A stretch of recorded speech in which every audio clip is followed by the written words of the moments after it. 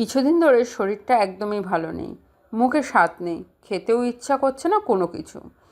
তো বাড়িতে ছিল এই দুটো আমড়া। ছোটোবেলায় আমড়া সিদ্ধ দিয়ে ভাত খেয়েছিলাম, তাই হঠাৎ মনে পড়লো আমড়া সিদ্ধ করে খাওয়া যাক।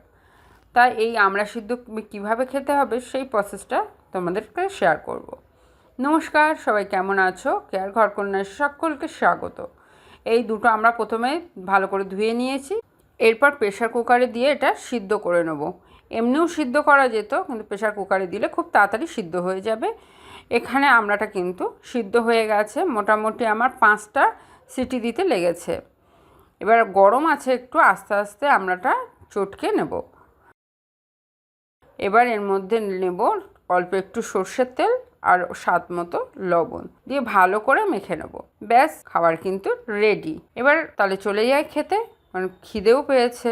মুখে স্বাদ না থাকলেও কী হবে, পেট বাবা জীবন তো মানছে না, সে তো টাইমে টাইমে ঠিক খিদে পেয়ে যাচ্ছে। তাহলে আজ এই পর্যন্ত থাক, আবার দেখা হবে নতুন কোনো এক রেসিপি নিয়ে। আর এই রেসিপিটা কেমন লাগলো অবশ্যই বাড়িতে ট্রাই করে আমার কমেন্ট বক্সে এসে কমেন্ট করতে কিন্তু ভুলো না। আর আমার এই পেজটাকে ভালোবাসো যদি, তাহলে একটা লাইক আর শেয়ার করতেও কিন্তু একদম ভুলো না।